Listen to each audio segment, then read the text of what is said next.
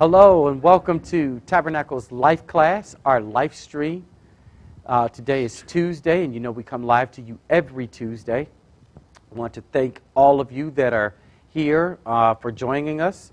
Let me begin by saying we are doing a repeat somewhat of last week. Last week we had some serious technical difficulties, but thank God today Mr. Herring, Deacon David Herring is back.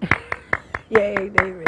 And I trust that all of you can hear, that you can hear us and hear us well. If not, just leave a comment in the comment section. But we did go live and we did test so that we know that everything is operable. So today our guest is no stranger. She goes by the name of Lydia Meredith. She is probably one of the most important women in my life, the most, one of two most important women in my life. I have two very important women in my life, but my mother is one of them.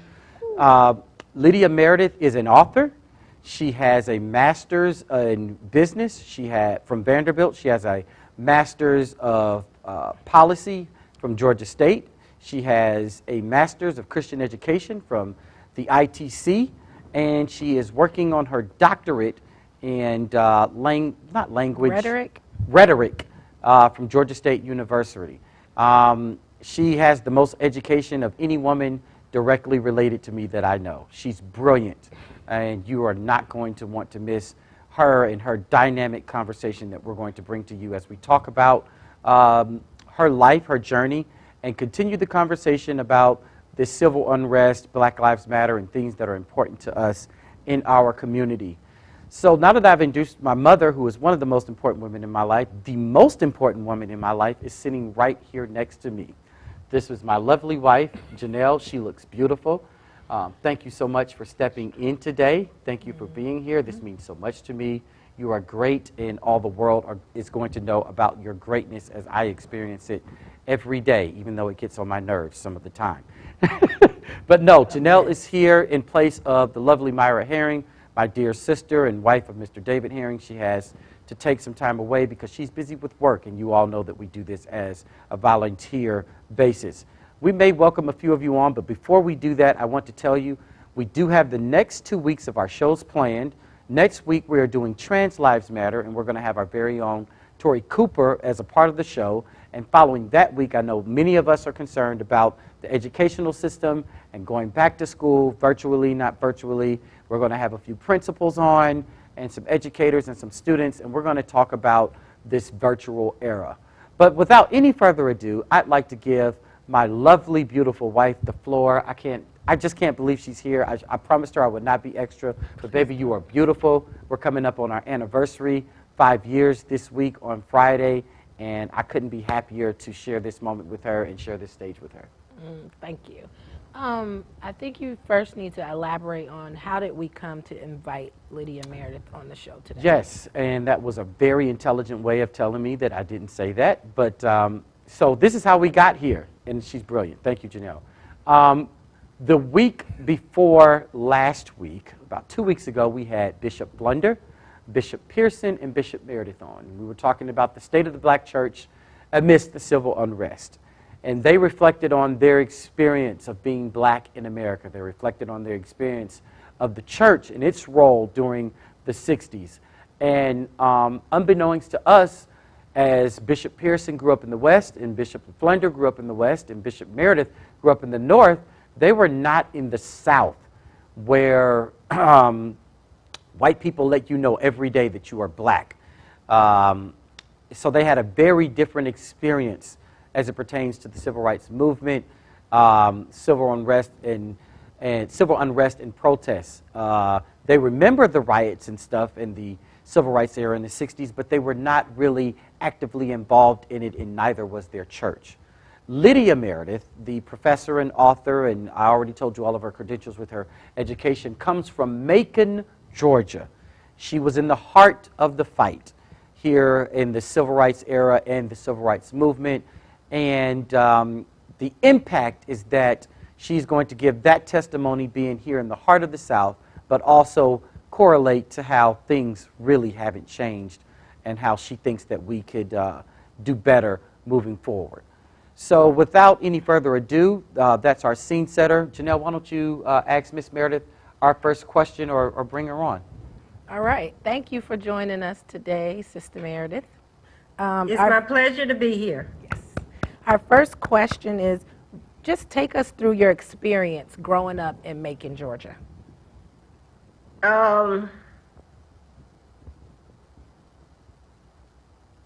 Trying to think about what Taylor said. When did people?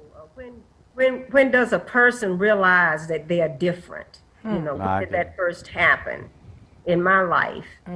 And for me, growing up in a predominantly African American neighborhood, and the white neighborhood being a separate neighborhood, being a neighborhood you had to travel to, whose jobs were not connected to any jobs that my parents or anybody else in my community performed, made me know and made me very aware that I was different. My God. And I never felt like I was different in a less than way, because my parents had such a strong teaching as far as building our self-esteem, which was very important for us growing up in such a social context, was that our parents and our teachers and so forth, they really worked hard to build our self-image and our self-esteem. And so those kinds of things gave us the ammunition to fight against what we faced on a daily basis. And it was a daily basis. Wow. You know, our streets were not paved. I lived on a dirt road, and it was red clay.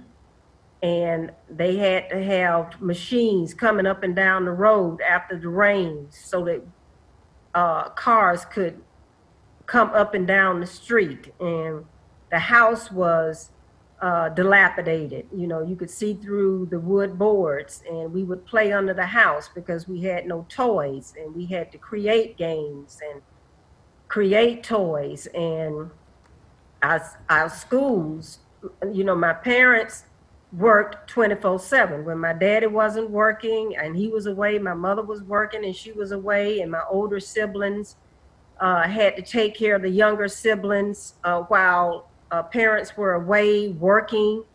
Working was just so that we could make it. There was no welfare for my family. If there was social services, I never knew of any. My dad and my mother, they weren't on food stamps, and you know, they didn't get welfare checks. They worked.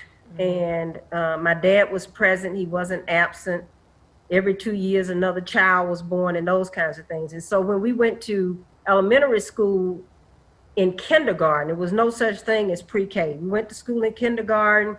All the teachers were black, the principals were black, but they were outstanding. Wow. Outstanding. And they worked really hard to make sure we had strong memories. And so we memorized the preamble to the Constitution, the Gettysburg Address, just long speeches that helped us exercise our brains and build our brain power, because we had inferior books.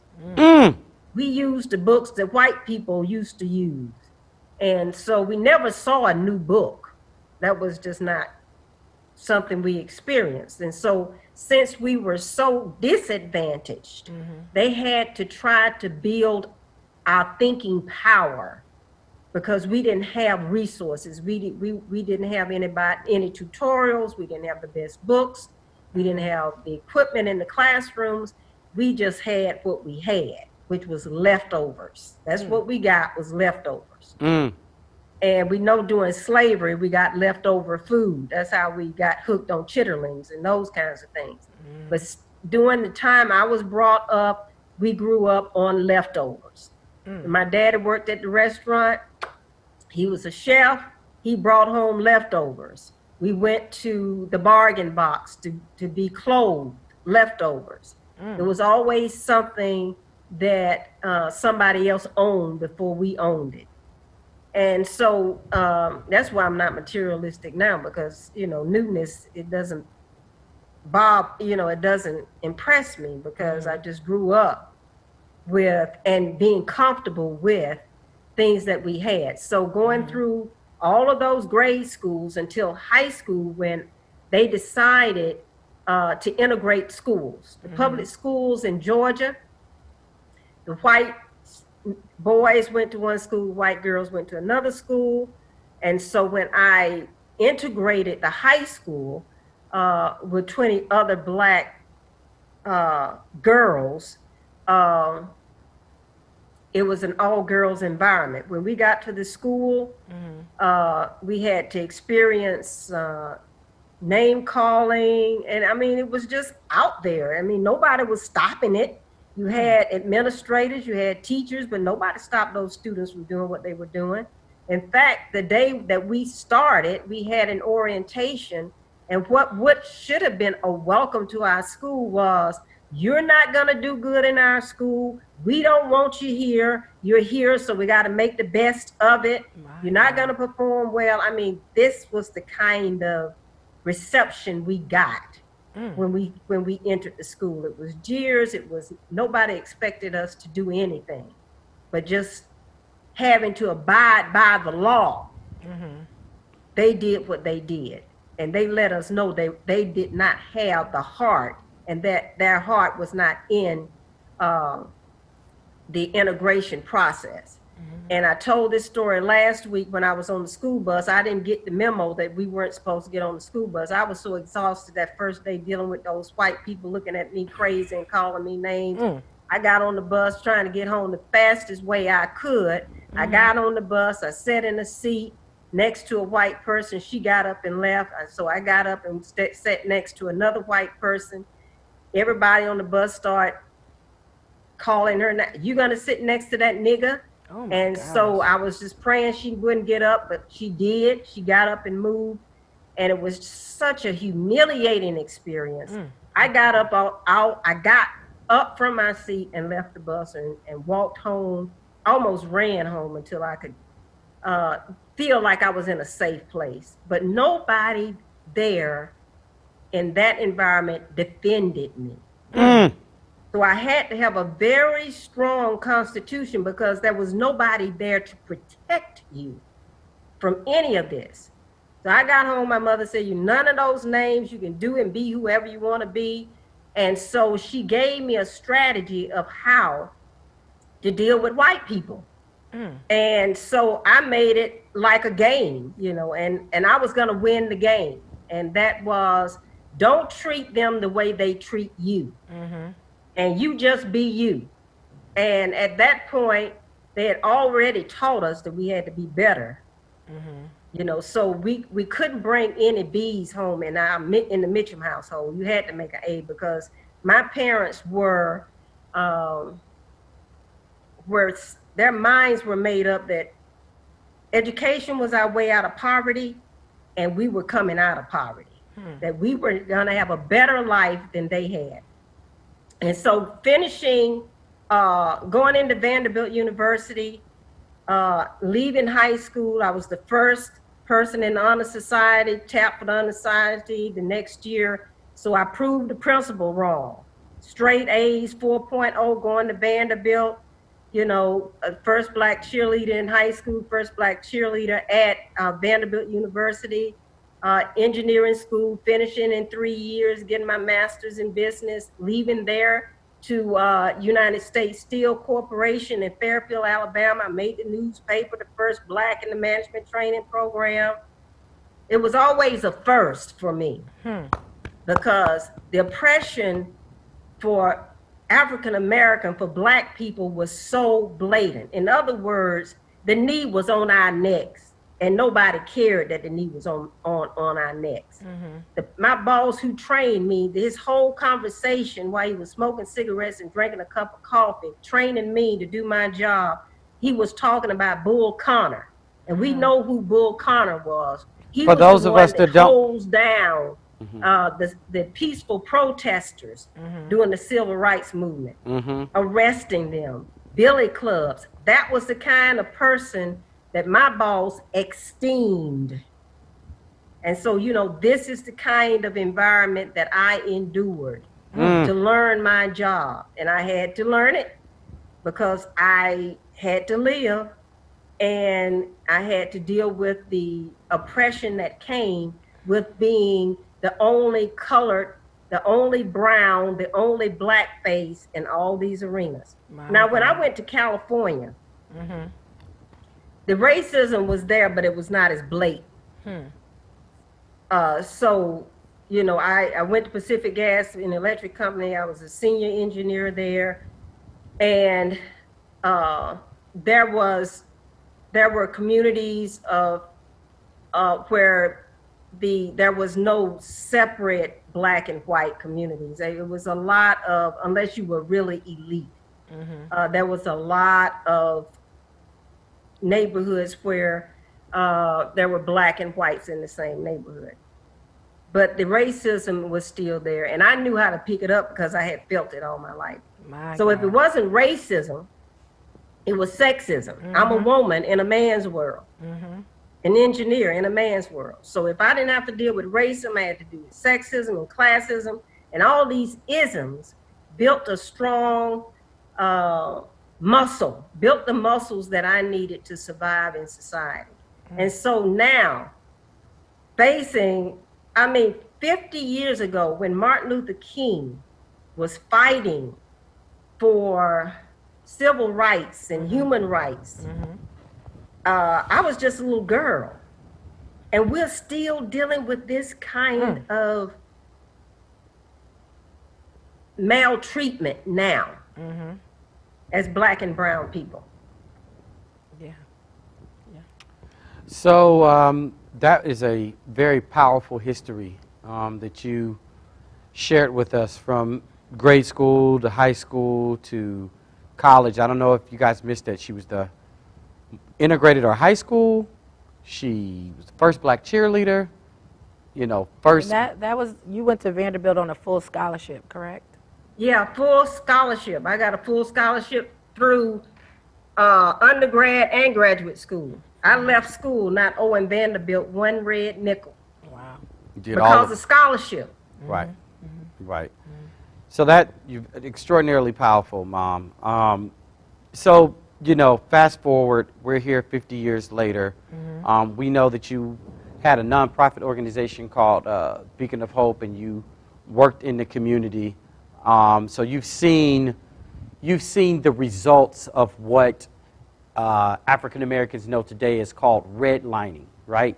Communities that were cut off by red lines where they were going to get... Yeah, I've seen institutional racism. Right. I've seen neighborhoods, and Beacon of Hope served every poverty-stricken neighborhood in the city of Atlanta. Now, this is the city of Atlanta: Thomasville Heights, West End, the east side of the city, every side of the city, and even the north side of the city where the Latino Americans were. Poverty-stricken kinds of neighborhoods where the schools were low-performing schools. And Lady Meredith knows, because Lady Meredith was there working as a social worker, and the kinds of conditions in our neighborhoods. And one of the things about ministries that the Meredith family has always been a part of has been in communities where they were economically and socially challenged. Absolutely. Every church. And it was always communities that were economically and socially challenged. But when we left those neighborhoods, we left them better. What would you say is the differentiator for how you grew up with less than in elementary school and used books and all of that? And I can hardly hear you, you can't Lady hear, Meredith. Can you hear me now? A little, Can you hear me a now? little louder. Just put your head down into your mic. Well, can you hear me now better? Yes, that's much better. Okay. Well, what would you say is the differentiator? Now you still have children who live in poor neighborhoods with elementary schools that are less than. You had that same setup, Maybe even worse. probably even worse. And those kids aren't seemingly doing what you did. They're not excelling like is it the yourself. teachers, the difference principals, is or the parenting? family. The difference, Lady Meredith, is the family. My mama and daddy was there. They were teaching us and raising us and inspiring us. And they were actively involved in the neighborhood schools. They weren't absent. They were connected to the schools.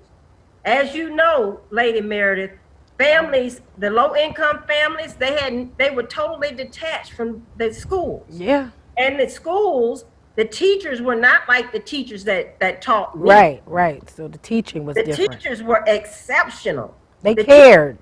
You got a whooping at home. You got a whooping at school. You got a whooping at home. Yeah. But the school system does not represent today what it represented 50 years ago. It's not the same. We had impeccable programs, and we had inferior everything. But Yeah. the quality of instruction and the passion that our teachers brought to the classroom is the difference. Yes, I would agree that the family, and the community is The different. demise of the family. Yeah, the demise of the family, but That's the demise of the huge. family. And drugs being in our neighborhood. Right. It wasn't And no I was drugs going- in our That's neighborhood. huge. There wasn't no drugs in your neighborhood then. And they brought drugs into our neighborhoods, and that tore up our families as if the segregation and the leftovers Wasn't enough. Wasn't enough. Then you pour drugs in our community and tear up our families. Send our fathers to jail. Send fathers to jail and That's stuff like it. that. And mothers are so poor with single. You grew up in a two-parent, even though your parents worked around the clock, you still had a two-parent household with two present parents. That's The communities we served in California and in Atlanta, these are single-parent households, and the children that are raising children are children.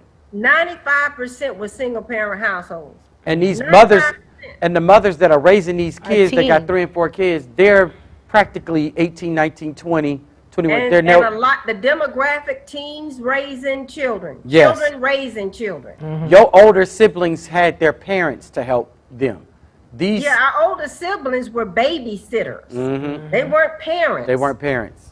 They So were that, babysitters. I think that Right. is, But you have teen parents that's that the have difference. that don't have an idea on how to be a parent That's Yeah. the difference. because their parents were teens and their parents were teens.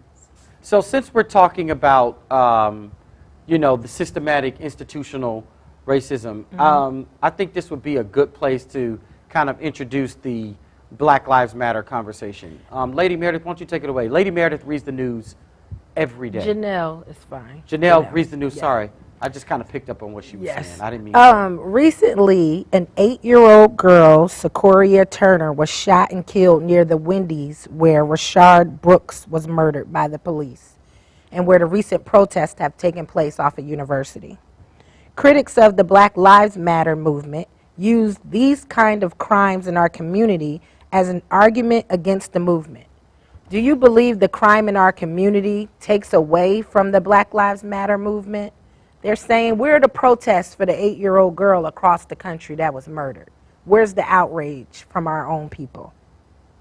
Okay, to respond to that, first of all, I want you to know Sequoia graduated from Beacon of Hope. Did she? I knew that girl. The mom looks so familiar. familiar. From Beacon of Hope's pre-K. The mother looks so The familiar. mother looks so familiar. I told you I Actually, knew you her. did. You said you knew that lady. That's the reach. That's the reach of Beacon of Hope.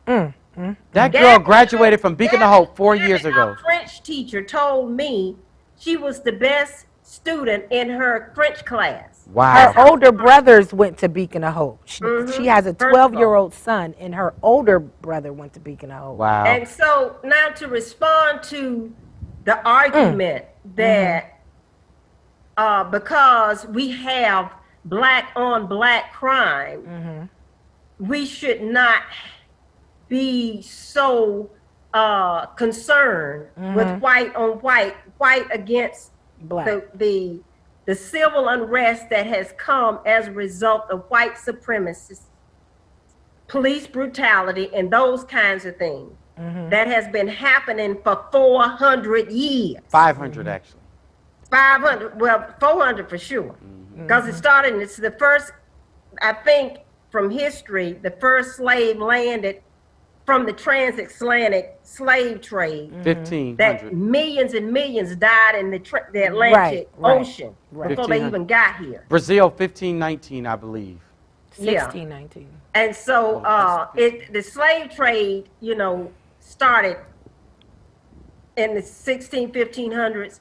First in America, the atrocities of chattel slavery.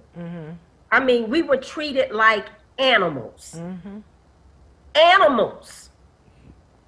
And the treatment, the being treated like animals extended into the literature. Our United States Constitution said that we were 2/3 human. We were treated, we were dehumanized, we were demoralized, we was de-everything. The demise of our family started with slavery. And that continued with Jim Crow, with the colored and the white signs. This is for white people, this is for black people. And all of the lynchings, anytime they felt like it, they pick a nigger to lynch. That's where picnic comes from. And they'd have a picnic and pick a nigger to hang and sit there and eat while a man died hanging on a tree. Now, this kind of hateful treatment that we have suffered as a race, to use the fact that we have black on black crime to say that we really don't have a case, we really don't have an argument, is a logical fallacy. And anybody with any intellect would know that is a logical fallacy. Because what you're doing is you are attacking people who have been victimized. Yes. By what you created. You are attacking people who have been victimized instead of dealing with the issue. Right. The issue is police brutality. That's right. The issue is white policemen using the authority and the force of their office to kill innocent black and brown men and women. Unarmed. That's the issue. That's the issue. And the fact that I'm black has nothing to do with it. The fact that there's black on black crime has nothing to do with that issue. Right. And the issue of black on black crime has been created because of white institutional racism. Yes. In other words, you come up to me, and I mean, you got black people saying the same thing. Ignorant. You got black people in certain places will say the same thing. Very ignorant. We can't say anything because we have black on black crime. That's ridiculous. That's very narrow. Because we wouldn't have black on black crime as much as we do have if it had not been for institutional racism. Not only that, another argument is you have white on white crime. Yeah, right. Does that diminish calls against alcoholic drivers? Does that diminish the calls against immigration? Does it diminish any other cause just because you got white on white crime, black on black crime, red on red crime, yellow on yellow crime, Asian on Asian crime? You have it in every ethnic group. Yes. The argument has to do with white supremacy, white privilege, white police brutality against black and brown people. So stick to the argument. Yes. That was very good. It's very good. And just to add to that, yes, stick with the argument, but at some point you just got to have some courage. You got to have you got to be willing to take accountability at some point. And there are factions of white America that are taking accountability, and I'd like to call those people white allies, because they own white privilege. They own that they have benefited, whether knowingly or knowingly, from some kind of white privilege, and they call out their white brothers and sisters as it pertains to that. And this will segue us into your next question. But historically, you know, and I really want you to say something about this, but historically, the biggest perpetuators of white supremacy and white systematic injustice comes out of the white church. Comes from white evangelical Christians. But it starts with faith in general. I mean, the ships that brought us over here were called Jesus. In the name that white people did. The ship they brought us was Mary. The Virgin Mary was on the ship. They brought us over here in the name of religion. In the name the Catholic Church, the Roman Catholic Church. In the name of Christianity, in the name of Catholicism. The right. We were brought. The crime of slavery is on the Roman Catholic, by the Roman Catholic Church. Was justified by religion. By Christianity. Not just religion, Christian religion. Roman Catholic Church was the biggest financer of slavery. But that brings me to a good segue into the next question. The megachurch pastor of Passion City Church in Atlanta stated in a recorded interview, and I quote, "White people miss the blessing of slavery, that it actually built up the framework for the world that white people live in. Instead of using the term white privilege, he prefers white blessing." He later apologized, but my question is, what are your thoughts on white pastors that have this toxic way of thinking and the black congregants that attend their churches? Well, what you need to understand about because that we do have some white allies, and Martin Luther King would not have been able to accomplish what he accomplished if there had not been white, black, brown, diverse people of color, diverse faiths, diverse everything. That could not have happened without the allies. Some people having, like Taylor called them allies. Now, what a lot of white friends don't understand is that they have an embedded belief system. They don't understand that their consciousness, and this comes out of that when they start to talk, then you understand the consciousness. If they're conscious or unconscious. Now, when he said these things, he was obviously unconscious. Probably didn't have. But it was deep in his consciousness. Yes, agreed. He was unconscious, but it came out of his consciousness, which is that white people are ordained by God to be privileged. Say that again. Somehow God gave them the right to be the preferred race. That they have the right by the Almighty God, gave them this almighty divine privilege, blessing, what the guy said, who the white pastor said. God, they got that from God.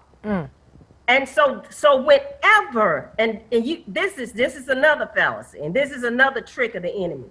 Whenever somebody tries to oppress somebody else, they're going to try to put God on their side. God is on my side, so since God is on my side, then the other side must be wrong because God is on my side. God is on my side, so I can oppress LGBTQIA people because God is on my side. Wow. So it legitimizes the ism.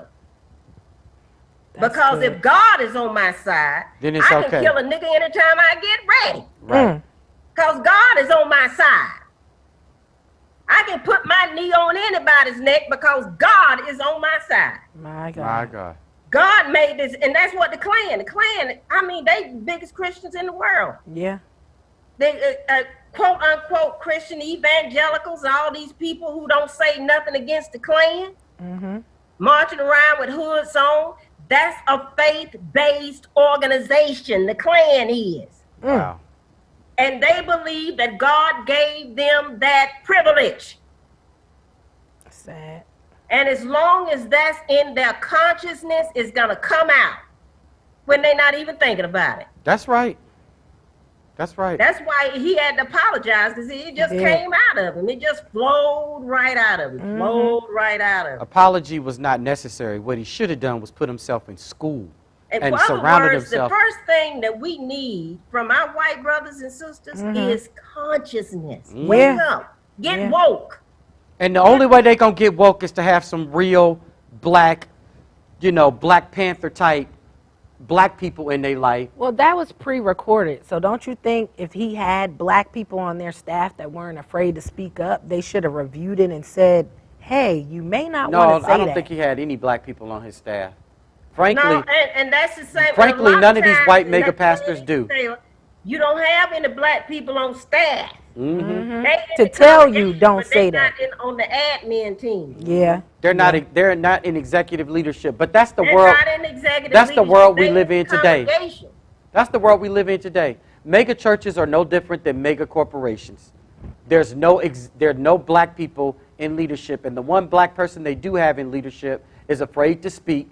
And then I've heard Ava DuVernay say this, why am I the black executive in the room that you guys look to speak on behalf of all black people? Right. No. Right.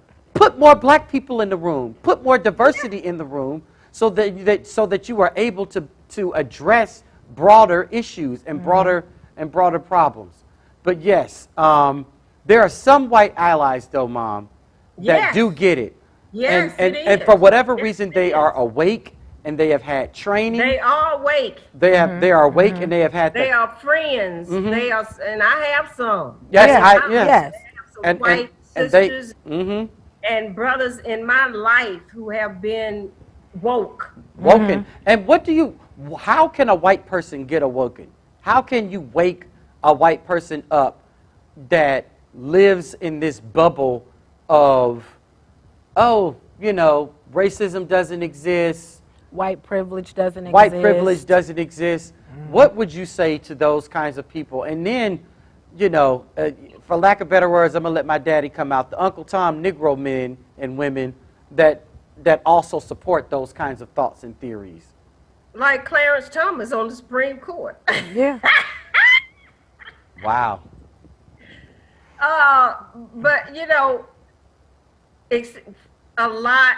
What really helps people get woke is what happened with, and I hate to say, just George Floyd woke up a whole lot of white people. He did. It did. It did. George Floyd, and they may not know how to articulate properly what happened and why it happened and those kinds of things, because they've been white privileged so long and they've been unconscious so long that they don't know how to use the proper language. And one thing about learning to use the proper language and being culturally sensitive is to experiential learning. In other words, you go into,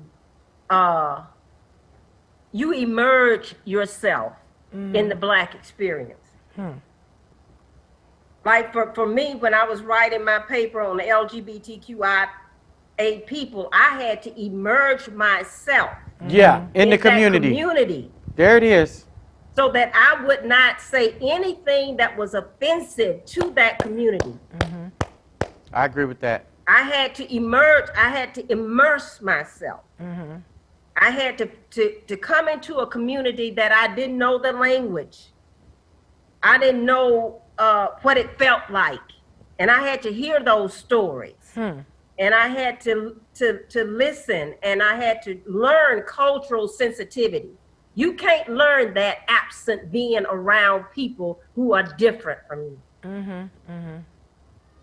So if you really want to be sensitive to people who don't look like you, you need to have an experience. You need to place yourself in an environment where you are immersed in the culture so that you don't offend people when you open your mouth. And Tyler Perry TV ain't going to give you that culture, right? Or the news. And the news. Television isn't immersing you in that kind of community. No, go volunteer at a black school. It's all about bias. You know Right. why? Because people pay for television. Everything that comes on the air because of the almighty dollar. And the almighty dollar carries a bias. Every news station has a bias. Yeah. There's nothing that's ever broadcasted that doesn't have a bias. And if you don't have enough sense to extract the bias from what you hear and be a critical thinker and be able to think beyond what you hear, you're going to always place your community, your neighborhood, the welfare of the total society in jeopardy and at risk because you're uninformed. Yes. You're uninformed. And you think you're informed because you're watching television. Right. You got to be able to be a critical thinker. You have to think beyond what you hear. What are their biases? What platform? Who pays for this station? What is their position on police brutality? What is their position on educating poor children? What is their position on abortion rights? What is their policy? What do they believe about this? What policies do they support? What's behind that? What's the dollars that's supporting this programming? Because the dollars that's pushing this programming is the agenda that you see. That's right. That's right. And that's why every major corporation that didn't want to lose money had to be on the right side of the George Floyd issue and had to put out a public statement. They did. Because you're going to lose what? You're going to lose black dollars. Yes. And now you're going to lose white dollars because of the white allies. Yeah, because white people not And putting because up it's the that. digital era, It was so blatant. it was so blatant. And that because they had so to. ugly. Yeah. it was so ugly, you had to denounce It was it. like the 16th Street church bombing. Yeah. It was like the Selma, what happened on that Edmund Meredith Bridge on Bloody Sunday. Yeah. Because after Bloody Sunday, what happened? The 1964 Civil Rights Bill was passed Yes. after Bloody Sunday. That's how horrible it was. It was so horrible that it touched the human spirit. Yeah. Yeah. Yeah. It appears that the protests are decreasing now, or at least not being reported in the news cycle as much. How can we keep this up and continue to show our outrage with systematic racism? What do you think our call to action or our next steps are? And it's really sad. It's really It is. sad It's not that, being reported. That we get fired up and then We go back to normal. because of a George Floyd incident. And every day there's a protest. Every day there's a news broadcast about some protest happening in some major city. And then, maybe 20, 30 days later, we're back at ground zero. And a lot of times we see this, the lack of momentum is because we don't have a Martin Luther King. Yeah. Where is our Martin? Where is the black voice? Where is the white church voice? Why is the church community silent? And And it's the church community is silent. Black, blue, yellow, brown, every color. The church is silent. The church in the 50 years ago was what was driving the movement. That's true. Yeah. And I mean, they drove it too. They drove it. And it was because that was the only mechanism that the white people couldn't legislate out, right? Because if they made legislation against churches, they made legislations against their own religious movements. So that's why right. we had to operate in churches. Yeah. So it has to be, in my mind, the start of a movement and the sustaining, because you got to start. Yeah. Like the Rosa Parks was a start. You know, you can have the start. And Martin Luther King was a very brilliant man. Yes. Very. He knew that he had to have these incidents on national TV And he got them on there. to push The agenda. of the movement. I'm with you, Mom.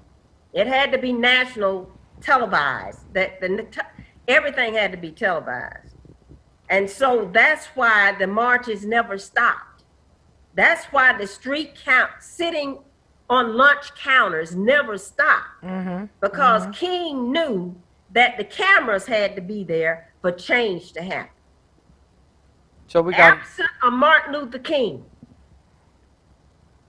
a 50-year-old Moses, 50 years ago Moses. We don't have another Moses. And King has been gone 50 years, and there has not been one faith leader that has risen to the call to eradicate racial injustice and inequities and disparities and poverty and immorality as it relates to going across the waters oppressing people. King was that kind of man. There has not been a man like King since King. There has not been a man like Malcolm X since Malcolm X.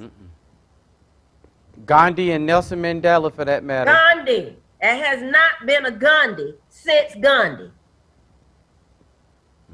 And so we can have these spurts of unrest. This civil unrest we experience now, it's a spurt. But it's going to remain a spurt unless there is unless those spurts are undergirded by what we're supposed to do as a faith community. Jesus' mandate was for us to set the captives free, to bring sight to the blind, and that means blind means you're ignorant. Right.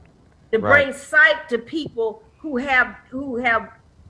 don't even understand that they're racist. To bring liberty and proclaim liberty and justice and freedom to those who are oppressed. That's a biblical mandate. And since you got half the world, not just half the USA, but half the world that claim to be Christian, somebody ought to raise up and pick up a biblical mandate that says we have to lift the burden of those who are oppressed. Yeah. And you don't have a leader in the faith. At least give a voice. You don't even have a voice. Sad. So if you don't have a voice, give me a break. A leader? Everybody is so concerned about the status quo. Don't rock the boat, because I'm trying to keep my economic base. I don't want nobody pulling out any money from my budget. They're so concerned about their budgets and about offending other people and about how other folk gonna think about them. They're not concerned with justice. My God. And until we have the kind of leader that God raises up, a leader who cares about justice and righteousness. I think in Amos, it talks about let it roll down. like a mighty stream. That's what has to happen. It's not going to happen. It's going to keep being little spurts of this and that. But the movement, to propel a movement, you have to have leadership. Yes. You have to have leadership. That's what's missing. And that's why, absent a plan, leaders, that's what leaders do. Leaders plan.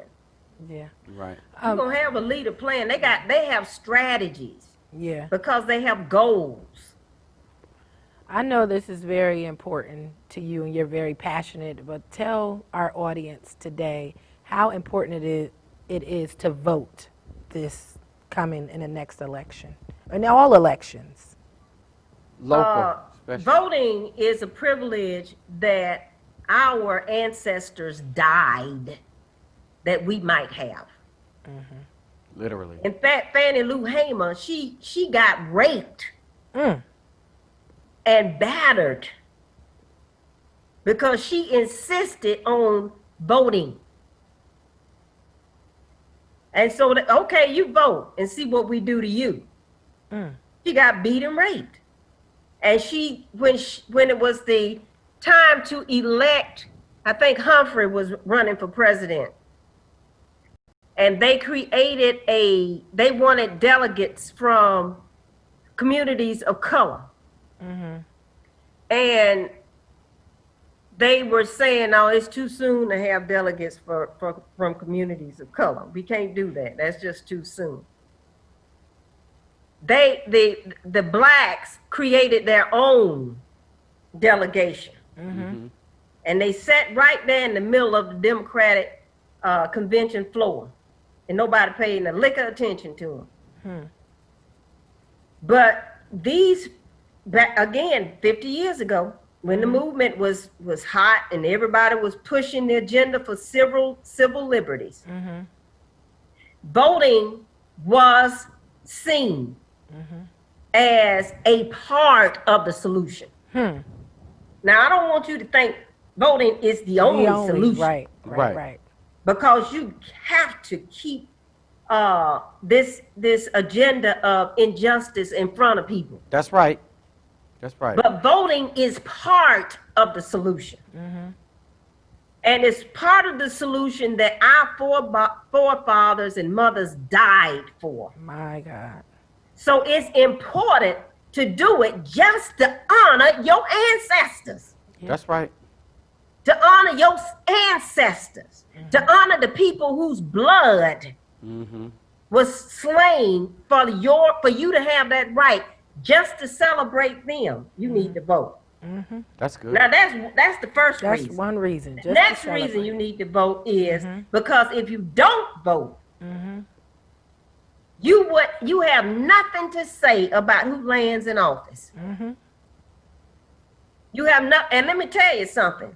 You got voter suppression. That's why I'm saying it takes more. Yes. Because you have people who are okay cheating to win. Yeah. They have no integrity. They'll cheat to win. They don't care how they win. They're okay with cheating to win. And so your vote is not the only thing you have to do. But one thing, number two, you have to vote because then you have you can't say the process didn't work because you weren't a part of it. Yes. Right.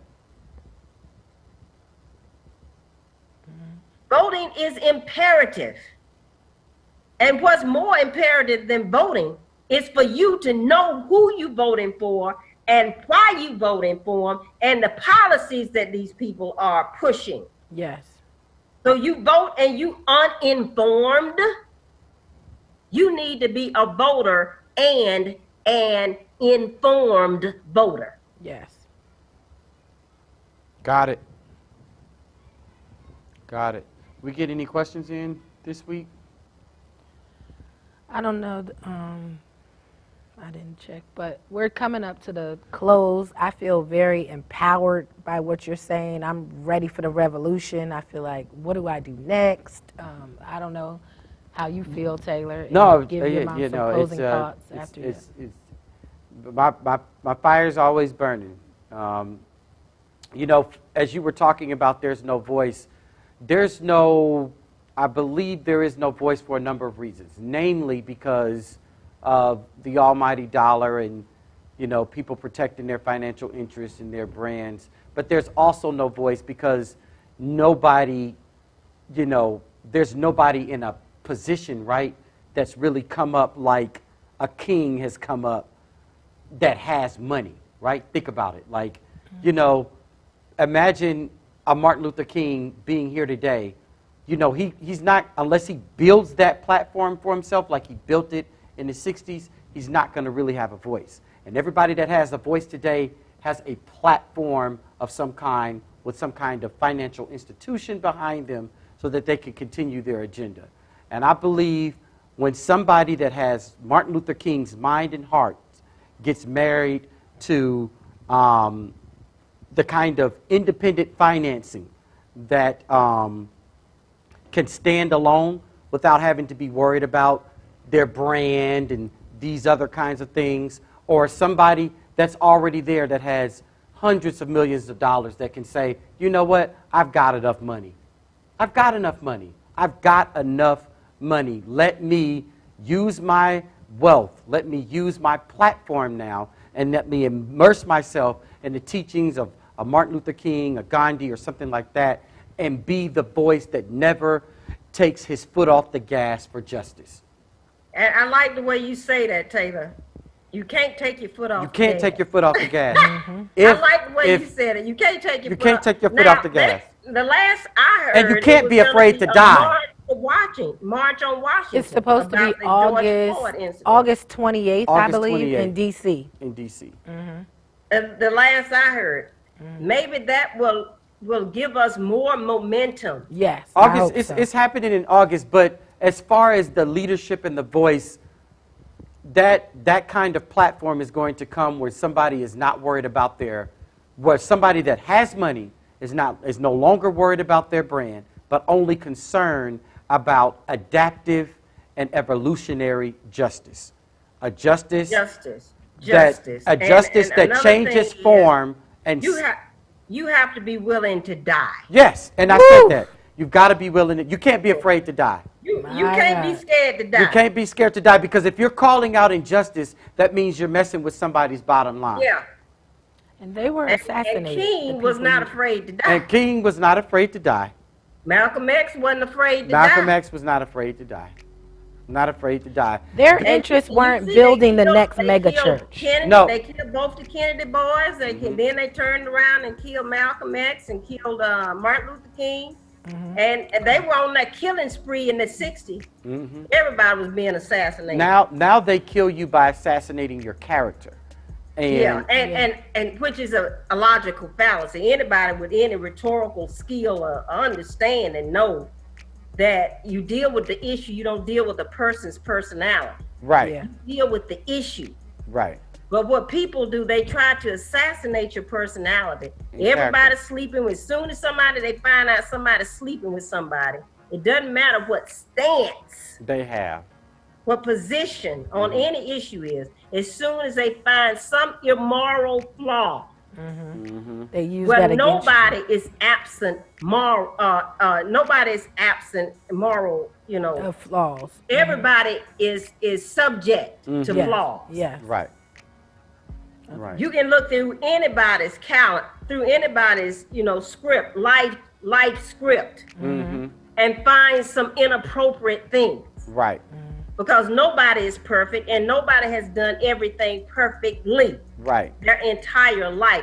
But you have to think about the constitution of a person. What does this person stand for? Yeah, this person might have had an illicit affair, but did this person stand for justice? Right. Right.